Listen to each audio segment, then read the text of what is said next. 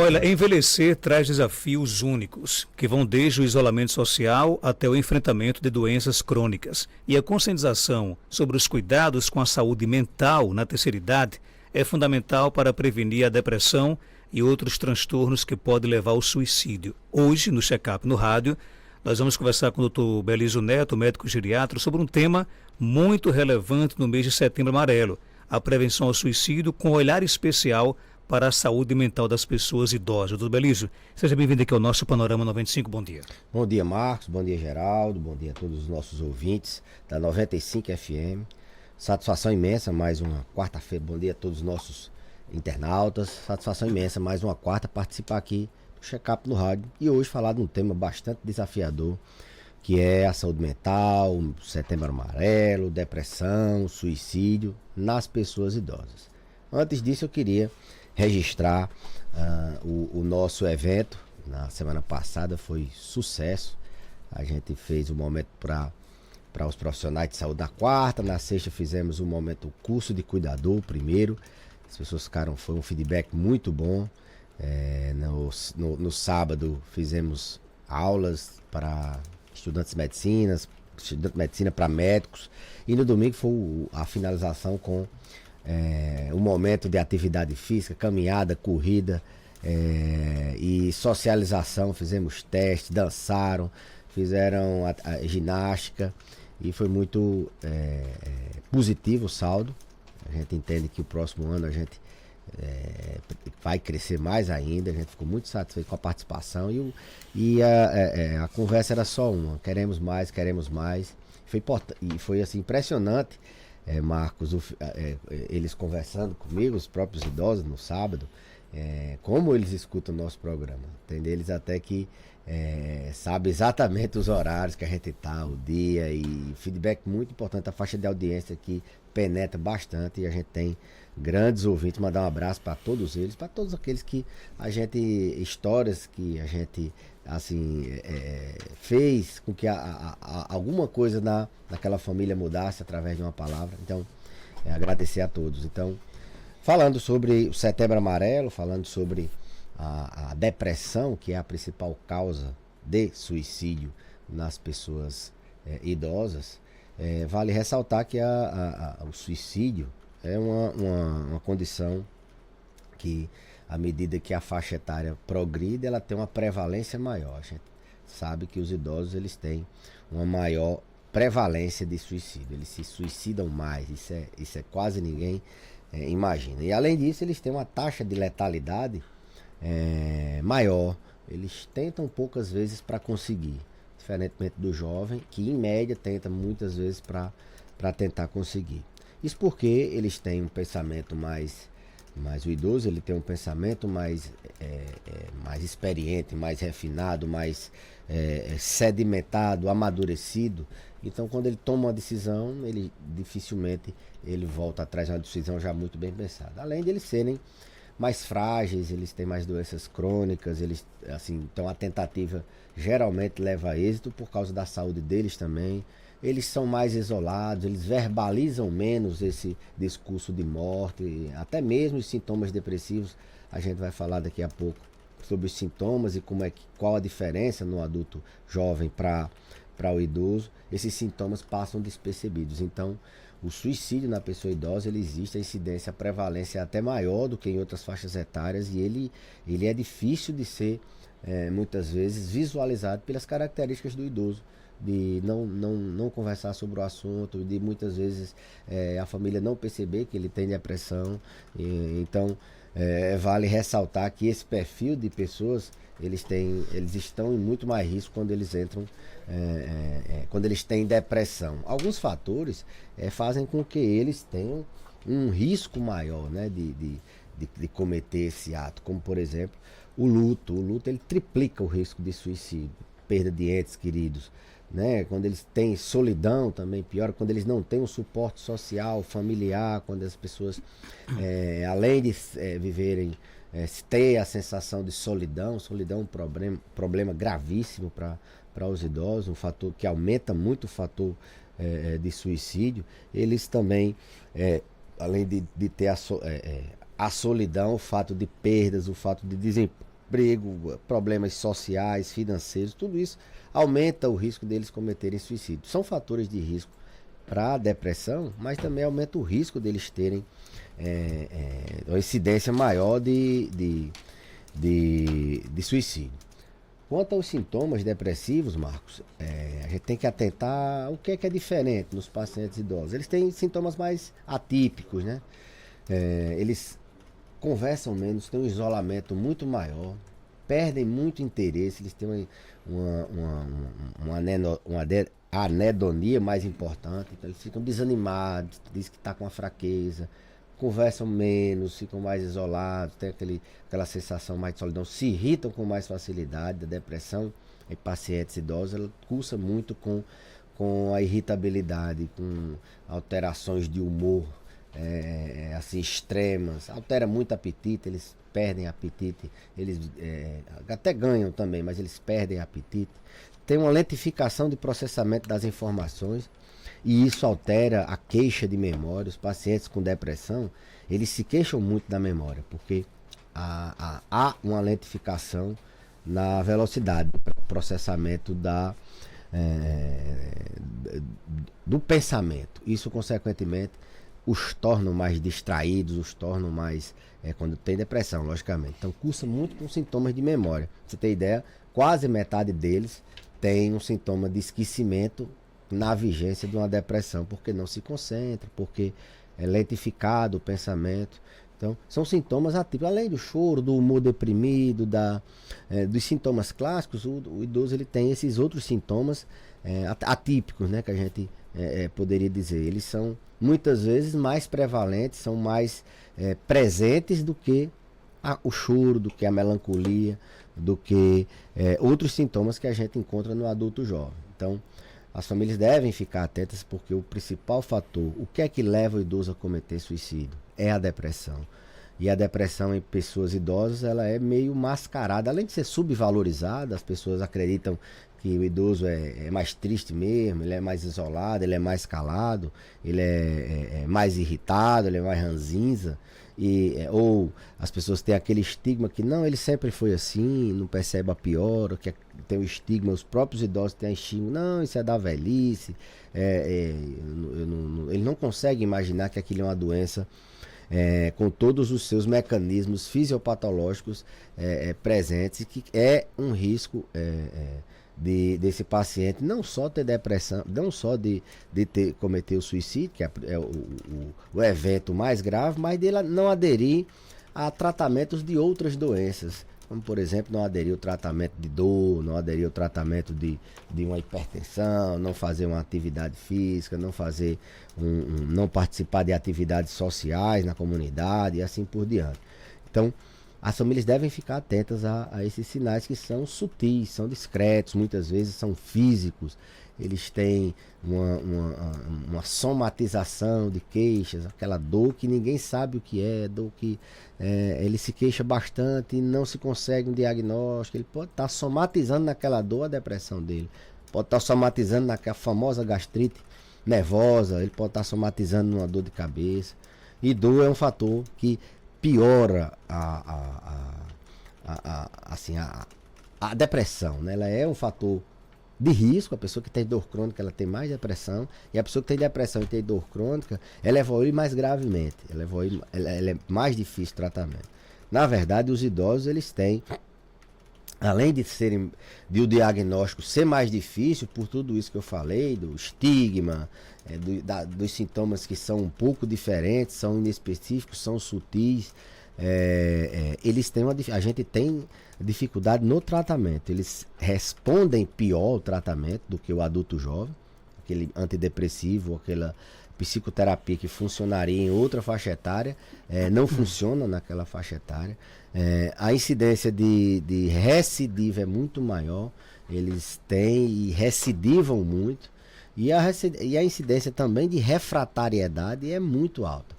Recidiva é aquele paciente que melhorou e recai, tem um novo evento. E refratariedade é aquele paciente que, apesar do tratamento otimizado, com doses otimizadas, ele ainda tem sintoma. Então os idosos eles têm uma pior resposta terapêutica no tratamento e eles têm mais dificuldades de serem tratados, e aí é pelo perfil deles, não é porque ele não toma, porque entra também no tratamento, mas é porque eles têm uma taxa de resposta muito pior. Então são características que a gente tem que estar aqui exatamente falando para as pessoas não subestimarem. A depressão ela já é subdiagnosticada no mundo todo, né? No Brasil não é diferente.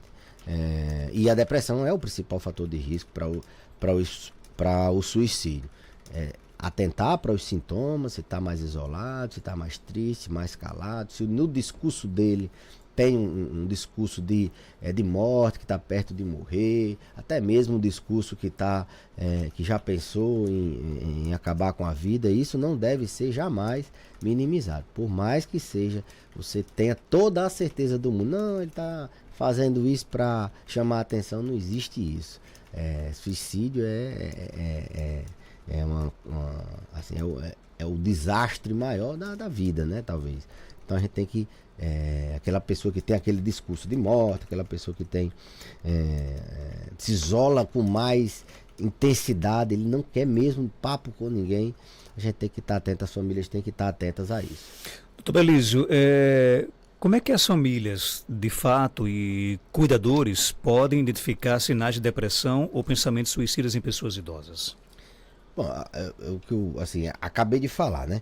Ficar atento a esses sintomas ativos. São sinais claros, por exemplo? Não, são sintomas sutis. Isolamento, irritabilidade, não quer conversa com ninguém, alterações do sono, apetite, sensação de fraqueza, desânimo, desinteresse por tudo, aquela pessoa que não tem mais, assim, não quer mais, não é uma coisa muito que você, não, realmente ela não quer mais saber de nada, no começo, ali, não, antes ela ia para a ilha, agora não vai mais. Sutil, isso é sutil, ficar atento nesse sentido, porque não é só porque tem que tomar uma medicação, não, é porque aquela pessoa, ela vai ter uma vida de muito sofrimento, a dor que ela tinha antes, essa dor se amplifica, ela tem mais dificuldade de fazer aquilo que deve ser feito para tratar doenças crônicas, de adesão à terapêutica, além da questão da mortalidade, né? Ela aumenta a mortalidade. Pessoas com depressão, elas têm dificuldade em tudo, em fazer uma cirurgia, em fazer um tratamento da forma correta, em interagir na comunidade, na família, elas têm pouca paciência, elas se queixam muito de memória. Então, a depressão ela é fator de risco para demência, às vezes é um sintoma de demência, mesmo antes de aparecer a alteração cognitiva. Então, as famílias devem estar atentas a esses sintomas sutis de isolamento, irritabilidade, desânimo com a vida, de que a vida não tem mais sentido, sintomas somáticos, sintomas físicos de dores que não tem um local específico, aquela pessoa que só vive reclamando de doença, aquela pessoa que só vive achando que uma doença é muito séria, que aquela doença vai matar, que aquela pessoa que é hipocondríaca, que vive se automedicando, nada melhora, é sempre negativa, nada tá bom. Essa pessoa às vezes nem chora, nunca chorou na vida, mas ela tem sintomas depressivos. E não acho que isso aí, não, ela sempre foi assim. Talvez ela sempre foi doente e ninguém nunca tratou. E na velhice, se não tratar, o risco de suicídio a gente viu que é muito maior, e ela vai precisar de aderir a algumas intervenções, e essas intervenções muitas vezes não vão funcionar porque ela é depressiva, porque ela é negativa, porque ela não adere, ela não tem envolvimento, engajamento com as terapias que são propostas. Então devem ficar atentas a esses sintomas sutis. Não espere só a tristeza e o choro, não. A gente está aqui falando aqui de um tema muito complexo, né, que é a questão do suicídio, né, da saúde mental, aliás. Existe um estigma maior em torno da saúde mental na terceira idade? Como podemos trabalhar para quebrar esse tabu? Existe, Marcos. As pessoas na terceira idade, elas têm estigmas, por exemplo, porque viveram em uma época que não existia esse diagnóstico tão grave, tão E a depressão era tida como uma fraqueza do espírito, como uma fraqueza da mente, como aquela pessoa era uma pessoa mais fraca do que outras, era uma pessoa nervosa, era isso. Ninguém tinha assim essa importância. A geração 70, 80 anos viveram isso. E hoje já se sabe que não é bem assim. Quantas e quantas pessoas no passado não ficaram pelo caminho porque não tiveram o diagnóstico, porque não tiveram a oportunidade de ter o tratamento. Então existe esse estigma porque eles viveram essa época de achar que ter depressão não existe, essa história de depressão não existe, que aquela pessoa é fraca e ele não quer ser fraco. Então os próprios idosos têm esse estigma. Tem o estigma também, Marcos, da medicação. Na época dele, tomar medicamento, eles dizem controlado, todo medicamento ele é controlado, mas eles diziam que era para louco, para pessoas que tinham esquizofrenia e não vai tomar remédio para louco, que vai ficar dependente do remédio, que vai trazer efeito adverso. Não quero ficar dependente desse remédio. E eu sempre digo, então o senhor quer ficar dependente dessa amargura, quer ficar dependente desse humor irritado, de ninguém aguentar o senhor, de ninguém aguentar a senhora. Muitas vezes as famílias não conseguem cuidar dessa pessoa, porque essa pessoa é muito irritada, ela fere muito quem está perto dela. Então, tem esse estigma de não querer tomar o remédio, não fazer o tratamento, ou abandona o tratamento, porque deu uma melhoradinha, e no primeiro a oportunidade, ela abandona o tratamento de vez, e aí a gente sabe que eles têm maior tendência a cronificar, porque tem recidiva, refratariedade e cronificação, os idosos têm uma maior tendência. Então, os estigmas da época que eles viveram, que ter depressão não existia, era uma coisa de gente fraca, de gente que não tinha Deus no coração, estigma da medicação, não quer fazer o tratamento, fazer terapia, aí é que é muito mais difícil eles entenderem o benefício de terapia, de psicoterapia. E por último, assim, eles acharem que é da idade, né? Também as famílias tendem a subestimar esse estigma. Então a gente tem mais dificuldade nessa população em virtude de todos esses estigmas. Achar que é da idade, que é uma pessoa fraca, que toma remédio é coisa para louco. Tudo isso faz com que a gente tenham esses estigmas não só na depressão, mas na saúde mental em geral. Quais são as melhores abordagens terapêuticas e preventivas para ajudar os idosos a lidarem com a depressão e a ansiedade? Pois bem, primeiro é reconhecer, as famílias reconhecer, prestar atenção, o próprio paciente entender, reconhecer que ninguém nasceu para viver amargurado, triste, irritado, sem ânimo, sem vontade, sem esperança, sem motivação para fazer nada, sem dormir bem, toda hora sendo reclamada, toda hora reclamando alguém, triste na maior parte do tempo. Então reconhecer, admitir que é uma doença como hipertensão, é uma doença como diabetes, é uma doença até mais grave do que certas outras doenças. E hoje a gente tem a oportunidade de ter excelentes e muito eficazes tratamentos para essa doença. Eu acho que o primeiro é o reconhecimento. Rede de apoio, né? As famílias têm que dar suporte nessas pessoas que têm esse tipo de sintoma. Tentar minimizar ao máximo a solidão. A solidão atrapalha muito, então se envolver com atividades sociais é importante. As próprias famílias passarem a mensagem de que essa pessoa não vive só, que essa pessoa não é solitária, ou mesmo realmente ela é, e a pessoa e as famílias terem esse cuidado de estarem por perto. Não subestimar a doença, como eu falei, o diagnóstico ele é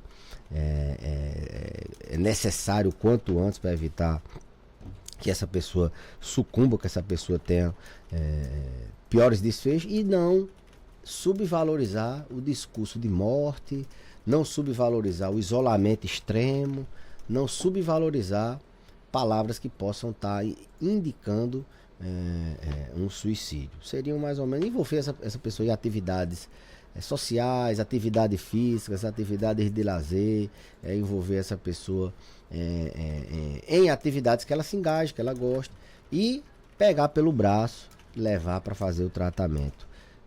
com o médico, dar confiança para que ela saia e possa viver como qualquer outra pessoa. Doutor Elias, obrigado pela sua participação. Algo mais a acrescentar, pode ficar à vontade. Eu que agradeço, Marcos, a oportunidade mais uma vez de estar aqui falando sobre saúde na pessoa idosa para todos os ouvintes internautas. 7h40, a gente volta já já com mais informações aqui no nosso Panorama 95, nesta manhã de terça-feira. Há 5 anos, a Clínica